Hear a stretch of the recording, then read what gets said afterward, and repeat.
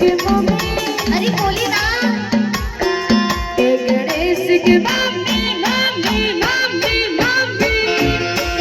बस power भांग किया दाना गणेश के मम्मी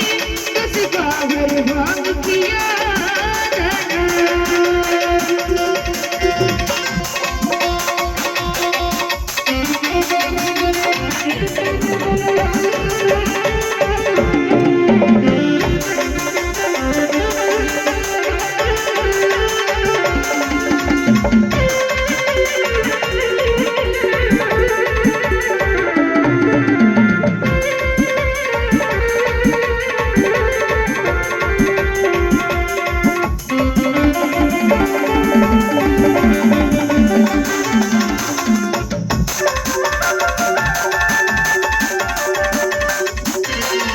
तो सुनी बोला जी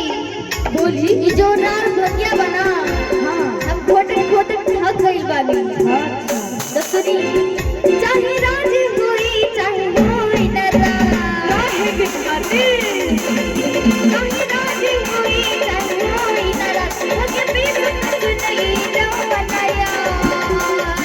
जने करी फिलहाल करी हमरा पे करा जने करी फिलहाल करी हमरा पे करा दुख वाला कर दुख का समाई ना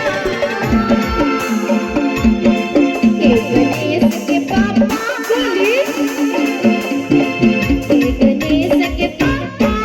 हमसे बात पिसाई गणेश के पापा हमसे बात पिसाई गणेश के पापा हमसे